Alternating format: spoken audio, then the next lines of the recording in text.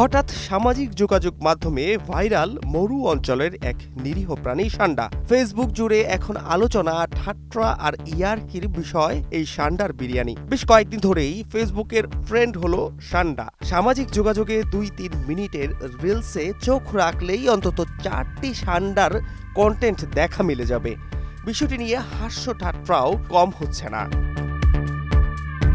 বর্তমানে ঠিক এমনই এক ট্রেন্ডিং টপিক হয়ে উঠেছে মরু অঞ্চলের এই নিরীহ প্রাণীটি। কিন্তু কেন এই প্রাণীকে নিয়ে এত আলোচনা?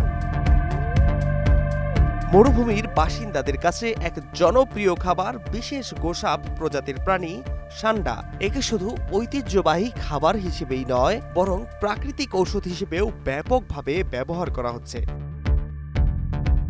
তবে স্থানীয় সংস্কৃতি ও ঐতিহ্যের অংশ হিসেবে ষান্ডার প্রতি সৌদি নাগরিকদের আগ্রহ এখনো বহাল রয়েছে। খাদ্য হোক কিংবা চিকিৎসা, মরুভূমির এই প্রাণীটি যেন হয়ে উঠেছে এক নতুন আলোচনার বিষয়।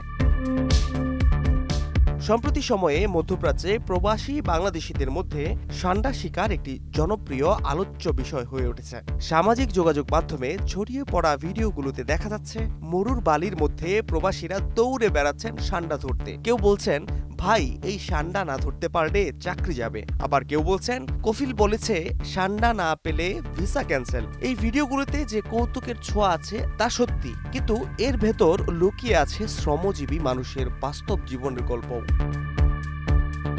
বিশেষজ্ঞরা বলছেন, সোশ্যাল মিডিয়ার অ্যালগোরিদম অনেক সময় তুচ্ছ বিষয়কেও ভাইরাল করে তুলতে পারে, যদি তাতে থাকে কিছু চমকপ্রদ বা কন্ট্রোভার্সিয়াল উপাদান।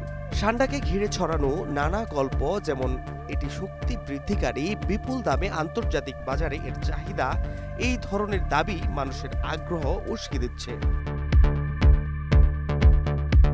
Fahad Shahriar, news desk, global television.